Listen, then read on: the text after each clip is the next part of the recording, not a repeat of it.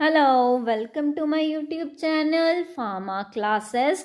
हम पढ़ रहे हैं बी फार्मेसी 8th सेमेस्टर का subject social and preventive pharmacy को, जिसका हमने मॉड्यूल 1 का chapter first that is concept of health and disease को स्टार्ट किया हुआ है। हमने अपनी पिछली वीडियो में टॉपिक स्टार्ट किया था that is understanding the concept of prevention and control of disease को, जिसमें हमने टॉपिक कवर किया था concept of prevention of disease को, जिसकी वीडियो का लिंक आपको डिस्क्रिप्शन बॉक्स में मिल जाएगा। आप उसे वहाँ से जाके चेक कर सकते हैं। आज हम इसी का ही नेक्स्ट सब टॉपिक जो कि है concept of control of a disease को कवर करेंगे। उससे पहले ऐसी ही वीडियोस को देखने के लिए please subscribe my channel and press the bell icon so that आपको इम्पॉर्टेंट वीडियोस की नोटिफिकेशन सबसे पहले मिल सके।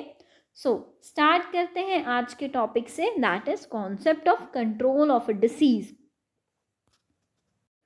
इसमें क्या आएगा अभी? It involves all the measures design to prevent और reduce the rate of transmission, morbidity, mortality of infectious disease to an acceptable level. अब क्या है, डिसीज जो है वो ट्रांसमिट हो रही थी एक पर्सन से दूसरे पर्सन में, ठीक है। अब क्या है, हमने कंट्रोल करना है उसे, उस ट्रांसमिशन को प्रिवेंट करना है कि वो आगे से आगे वो डिसीज़ फैले ना। पहले तो ये बात होगी कि हम में जो है वो डिसीज़ ना हो। क्या है कि हमने उस ट्रांसमिशन को इन्वायरमेंट से अपने तक आने से रोकना है। पहला पॉइंट ये हो गया। देन अगर हमें हो चुकी है and to the other population वो ना हो, तो हमें उस ट्रांसमिशन को भी रोकना है। क्या है कि हमने जो मेजर्स यूज़ करने हैं उस डिसीज़ को के ट्रांसमिशन को प्रिवेंट करने के लिए, उसकी मॉर्बिडिटी की आगे से आगे डिसीज़ रेट इंक्रीज ना हो पॉपुलेशन में, दैट इज़ मॉर्बिडिटी रेट, ठीक है। देन मोर्टेलिटी रेट है कि डेथ रेट्स उसके कारण ना इंक्रीज हो। ये ना हो कि डिसीज़ इतनी ज़्यादा फैल जाए जिसके कारण डेथ रेट जो है पॉपुलेशन में वो इंक्रीज हो जाए, उसे भी रिड्यूस करना है, उसे भी प्रिवेंट करना है, that is known as mortality rates. किसका ये करना है कि हम उसे एक एक्सेप्टेबल लेवल में ले आए सो दैट हम उसे ईजीली कंट्रोल कर पाएँ। तो ये जो भी मेजर्स कर रहे हैं हम किसके लिए कर रहे हैं कि सो दैट हम उस डिसीज़ को कंट्रोल कर पाएँ, उसे हम अपने अंडर कंट्रोल कर लें, ठीक है। अब डिसीज़ को कंट्रोल क्यों करना है? अब the main aim of disease control are as follow: to reduce incidence of diseases. Incidence क्या है कि कोई आगे से आगे वो न्यू केस ना कोई आए, दैट इज इंसिडेंस रेट, ठीक है ना, कि कितने ज़्यादा न्यू केसेस आ रहे हैं। अगर तो वो डिसीज़ आगे से आगे ट्रांसमिट होती रही तो न्यू केसेस जो हैं वो डेवलप होते जाएंगे। तो इंसिडेंस रेट को हमने रिड्यूस करना है कि वो आगे आगे न्यू पॉपुलेशन में वो डिसीज़ ना फैले, ठीक है। तो मेन फर्स्ट पॉइंट क्या हुआ हमारा कि हमने इंसिडेंस रेट को रिड्यूस करना है। देन ड्यूरेशन ऑफ डिसीज़ को रिड्यूस करना है कि वो हम जो डिसीज़ हो चुकी है उसकी ड्यूरेशन को हमने रिड्यूस करना है सो दैट जो पर्सन सफ़र कर रहा है उस डिसीज़ से, उस सफरिंग को रिड्यूस किया जा सके by proper treatment, by proper diagnosis, ठीक है। Then to reduce prevalence of disease. Prevalence क्या है कि जितने लोगों को अभी हो चुकी है वो जो है उनके रेट को कम किया जा सके बाय प्रोवाइडिंग ट्रीटमेंट, ठीक है। जितने लोगों को अभी हो चुकी है, हमारा मेन पर्पस क्या था कि हमने आगे उसे ट्रांसफ़र नहीं करना टू द न्यू पॉपुलेशन। अब वो हो गया हमारा इंसिडेंस डिसीज़ को रोकना, ठीक है। देन जिनको हो चुकी है उस रेट को रिड्यूस करना बाय प्रॉपर प्रोवाइडिंग ट्रीटमेंट, ठीक है, bye proper diagnosis of the disease, उसे हमने रिड्यूस करना है, उसके प्रिवलेंस रेट को रिड्यूस करना है, उसकी ड्यूरेशन को रिड्यूस करना है।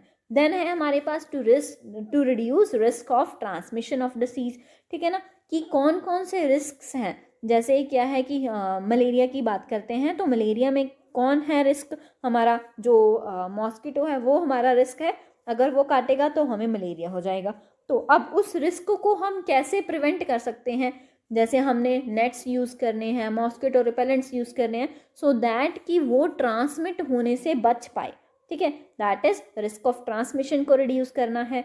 To reduce complications of disease. जो भी डिसीज़ अगर किसी को हो चुकी है डिसीज़, तो उस डिसीज़ की कॉम्प्लिकेशंस जो हैं जैसे हमने सेकेंडरी प्रिवेंशन में पढ़ा था, टर्शरी प्रिवेंशन में पढ़ा था, तो वो जो है वो कॉम्प्लिकेशंस आएंगी, वो सफ़र करेगा, ठीक है। उस सफरिंग्स को जो है वो रिड्यूस करना है, उन कॉम्प्लिकेशंस को रिड्यूस करना है। वो कैसे करेंगे? अगर हम उस डिसीज़ को अच्छे से कंट्रोल कर पाएंगे, ठीक है। तो ये हमारे मेन एम हो गए कि हमें डिसीज़ को क्यों कंट्रोल करना है, ठीक। अब disease control activities are mainly focused on primary और सेकेंडरी प्रिवेंशन और कॉम्बिनेशन ऑफ बोथ। हमारा मेन पर्पस था क्या था प्राइमरी में एंड सेकेंडरी में, कि हम डिसीज़ को होने ही ना दें, ठीक है। प्राइमरी में तो ये था कि हम डिसीज़ को होने ही ना दें, अगर हो चुकी है वो चलेगी सेकेंडरी प्रिवेंशन में। अब हमने उसका अर्ली डायग्नोसिस करना है, दैट इज सेकेंडरी प्रिवेंशन। अब वहाँ तक हम इजीली उस डिसीज़ को कंट्रोल कर पाएंगे, बट अगर उसने अपना इफेक्ट बॉडी पे दिखा दिया है, ठीक है ना, तब क्या है कि कोई ना कोई बॉडी में सफरिंग हो चुकी है, उसे ओनली टर्शरी प्रिवेंशन में रिहैबिलिटेट किया जा सकता है।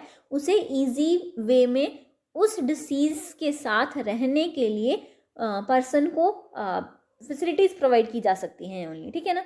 देन हम क्या है डिसीज़ को कंट्रोल दो ही लेवल में कर सकते हैं, that is primary prevention and secondary prevention. So ये डिसीज़ कंट्रोल ओनली दो ही प्रिवेंशंस पे मेनली फोकस करता है, या दोनों पे करेगा या किसी एक पे कर सकता है, ठीक है। दैट इज़ प्राइमरी, सेकेंडरी और कॉम्बिनेशन ऑफ बोथ, ठीक है। The concept of tertiary prevention is comparatively less relevant to the disease control. अब वहाँ पे टर्शरी प्रिवेंशन में क्यों ये लेस रेलिवेंट है? क्योंकि जब तक हम टर्शरी में पहुँच रहे हैं तब तक उस डिसीज़ ने अपना बॉडी पे असर दिखा दिया है, जो भी प्रॉब्लम आनी थी उस बॉडी को वो आ चुकी है। जैसे पोलियो की बात करते हैं, तो तब क्या है कि पोलियो ने पैरालिसिस कर दिया है बॉडी को, तो अब हम उसे ओनली रिहैबिलिटेट कर सकते हैं। अब उस डिसीज़ को कंट्रोल नहीं किया जा सकता क्योंकि उस डिसीज़ ने इफ़ेक्ट दिखा दिया है बॉडी पे। दैट्स वाई हम उस टाइम पे उसे कंट्रोल नहीं कर पाएंगे। हम पहले कंट्रोल कर सकते हैं बाय वैक्सीनेशंस, ठीक है, by preventing the virus from entering the body, ठीक है ना। इसके कारण क्या है कि हम टर्शरी प्रिवेंशन को लेस रेलिवेंट मानते हैं डिसीज कंट्रोल के लिए। सो एग्जाम्पल है यहाँ पे, malaria is a disease that can be controlled in a local settings by use of bed nets and mosquito repellents, but cannot be entirely eliminated because the mosquito borne parasites can develop drug resistance. अब malaria को हम कैसे control कर पाएंगे? अब क्या है, बात किसकी हो रही है? कंट्रोल की। अब कंट्रोल कैसे कर सकते हैं? By using primary prevention and secondary prevention, ठीक है। प्राइमरी प्रिवेंशन में हो गया कि हम बेड नेट्स यूज़ करेंगे, मॉस्किटो रिपेलेंट्स यूज़ करेंगे, जिसके कारण क्या है कि वो मॉस्किटो उस पर्सन को नहीं काटेगा, जिसके कारण जो मलेरिया है वो नहीं फैलेगा। बट अब इसे इजीली एलिमिनेट नहीं किया जा सकता। क्यों? क्योंकि मॉस्किटोज जो हैं उनमें जो पैरासाइट्स हैं वो ड्रग के रेजिस्टेंस शो करना स्टार्ट कर देते हैं। अगर हम मान लो कि कोई उन पे मॉस्किटोज के ऊपर स्प्रे करना स्टार्ट कर दें, तो वो स्प्रे के कारण भी ड्रग रेजिस्टेंस शो करना स्टार्ट कर देंगे, जिससे क्या है कि वो उस स्प्रे के कारण जो भी हम पेस्टिसाइड्स या डाल रहे हैं, ठीक है ना, उसका उस पर कोई भी असर नहीं होगा, ठीक है। दैट्स वाई क्या है कि उसे एलिमिनेट नहीं किया जा सकता अच्छे से। Then disease control is first step towards disease elimination. अब अगर हमने किसी डिसीज़ को एलिमिनेट करना है तो हमें पहले उसे कंट्रोल करना पड़ेगा। तो डिसीज़ कंट्रोल एक फर्स्ट स्टेप है टुवर्ड्स डिसीज़ एलिमिनेशन। अब डिसीज़ एलिमिनेशन क्या है हमारे पास? Elimination of disease implies the interruption of transmission of a disease and reduction of incidence of disease in specific geographical area or country to zero.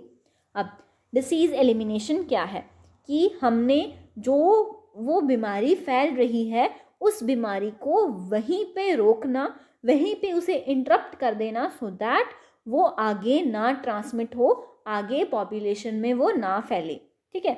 अब जो incidence rate क्या था हमारे पास कि कौन न्यू केसेस का आना, दैट इज इंसिडेंस रेट, ठीक है। अब उन न्यू केसेस को हमने रिड्यूस करना है, ठीक है। पहले तो क्या है, ट्रांसमिशन को रोकना है। ट्रांसमिशन अगर रुकेगी तो क्या है, जिसके कारण हमारी न्यू पॉपुलेशन जो है वो उसके इफेक्ट में नहीं आएगी, ठीक है। तो हमने क्या करना है, इंटरप्ट करना है उसे एंड उसके इंसिडेंस रेट को रिड्यूस करना है। बट एलिमिनेशन क्या है कि ये जो स्टेप्स हमने फॉलो करने हैं ओनली किसी स्पेसिफिक जियोग्राफिकल एरिया में, किसी स्पेसिफिक एरिया में, किसी स्टेट में हो सकता है, ठीक है, कि हम उस डिसीज़ को एलिमिनेट कर दें। But all over the world वो प्रेजेंट है, बट आपकी जो स्टेट है मान लो, वहाँ पे जो है वो ड्रग आपने उस डिसीज़ को एलिमिनेट कर दिया है। हो सकता है कि कोई बाहर से आए एंड वहाँ पे अगेन उस डिसीज़ को फैलाना स्टार्ट कर दे, ठीक है, ये हो सकता है। बट अगर हम बात करते हैं, it is considered as an important precursor of the disease eradication. अगर आप मानो कि हमारी एक स्टेट ने जो है वो ड्रग डिसीज़ को एलिमिनेट कर दिया, ठीक है, धीरे धीरे अब हर एक स्टेट जो है वो डिसीज़ को एलिमिनेट करना स्टार्ट कर दे, तो हमारा पूरा जो कंट्री है वो क्या है, इजीली उस ड्रग को एलिमिनेट कर देगी। तो हम वहाँ पे वर्ड जो है वो यूज़ करेंगे दैट इज़ डिसीज़ इरेडिकेशन, कि आपके पूरे वर्ल्ड वाइड से जो है वो डिसीज़ इरेडिकेट एलिमिनेट हो चुकी है, that is known as disease eradication, ठीक है।